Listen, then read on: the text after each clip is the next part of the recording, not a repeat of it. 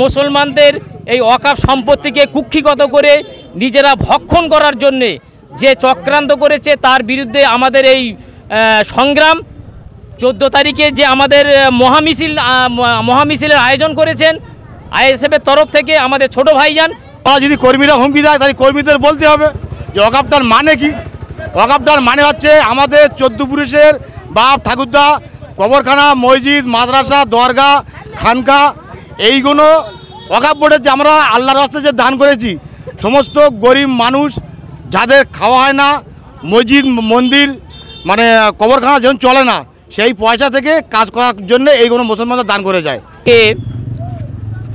আগামী 14 এপ্রিল আগামী 14/4/2025 তারিখে আমাদের আইএসএফের নেতৃত্বে যে শিয়ালদা হইতে ধর্মতলা পর্যন্ত মহামিছিলের ডাক দেওয়া হয়েছে।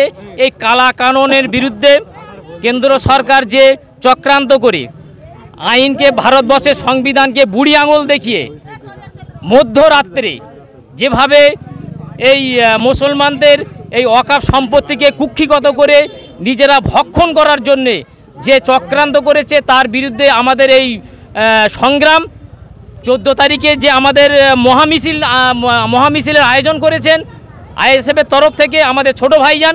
সেই মিছিলের একটা সূচনা হিসেবে, প্রস্তুতি হিসেবে আজকে আমরা এই মিছিল করেছি। আমরা নারায়ণপুর অঞ্চল থেকে, নারায়ণপুর অঞ্চলের ঘোঁজের মাঠ বিবিরাট থেকে একসঙ্গে আমরা যৌথভাবে এই মিছিলটা করেছি আগামী দিনের প্রস্তুতির জন্য। একটা এই পোস্টার ছাড়ার জন্য যে লেখা আছে আগামী দিন 14 তারিখে কলকাতা রাজপথে চলুন, এই যে একটা বার্তা দেওয়ার জন্য ফেসবুকে ছাড়ার জন্য শওকত মোল্লার অনুগামীরা ফোন করলে হুমকি, আইএসএফ কর্মী নেতাদের কি বলবেন? ওদের মাথা পরে যে আপনারা এই যে মিছিল বার করলেন তা কি উচিত শিক্ষা দিলেন কি না? ভয়। একটা কথা মনে রাখবেন, এটা হলো আমাদের বাপদাদা 14 পুরুষের সম্পদ বাঁচাবার লড়াই। এখানে কোনো শওকত বাবুর লড়াই, সম্পত্তির লড়াই নয়, আমাদের ব্যক্তিগত বা কোনো সম্পত্তির লড়াই নয়।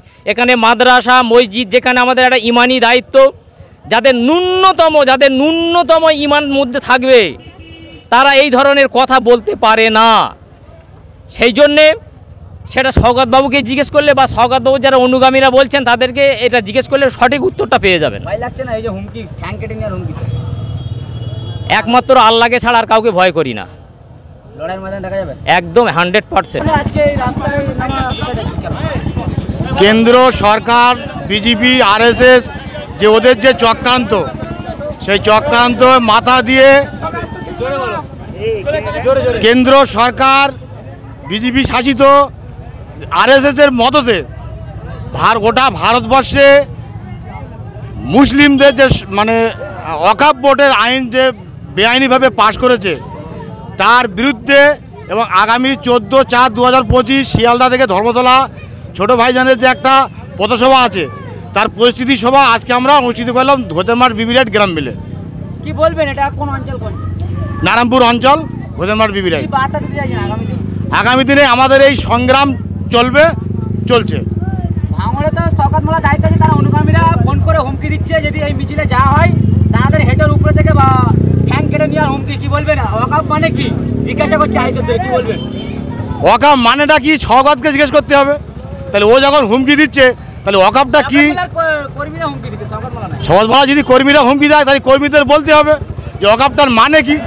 ওয়াকফটার মানে হচ্ছে আমাদের 14 পুরুষের বাপ ঠাকুরদা কবরখানা, মসজিদ, মাদ্রাসা, দরগা, খানকা এইগুলো ওয়াকফ বোর্ডে যে আমরা আল্লাহর রাস্তায় যে দান করেছি, সমস্ত গরিব মানুষ যাদের খাওয়া হয় না, মসজিদ মন্দির মানে কবরখানা যখন চলে না, সেই পয়সা থেকে কাজ করার জন্য এইগুলো মুসলমানরা দান করে যায়। সেইটা কেন্দ্র সরকার প্ল্যান করে আরএসএসের সঙ্গে হাত মিলিয়ে এই কালা আইন পাশ করেছে, মানুষদের ক্ষতি করার পরিকল্পনা নিচ্ছে। আগামী দিন কি বার্তা দিতে চাইছেন সাধারণ মানুষের জন্য 14 তারিখের বার্তা নিয়ে? 14 তারিখে ওখানে 10 লাখ লোকের সমাগম হবে, এটা আমাদের দৃঢ় বিশ্বাস। এবং আগামী দিনে ভয়ঙ্কর সংগ্রাম সম্মুখীন আমরা হচ্ছি। ভাঙড়ের অবজারভার শওকত মোল্লা, ভয় লাগছে তাদের কর্মীরা যেভাবে হুমকি দিচ্ছে? কিসের ভয়? ঠ্যাং কেটে নেওয়ার হুমকি। তো কার ঠ্যাংকে? এই 54 বছর বয়স হয়ে গেছে, আর 10 বছর বাঁচবো না, ও ঠ্যাং কেটে নেবে কি আছে? লড়াই জারি থাকবে। লড়াই জারি থাকবে।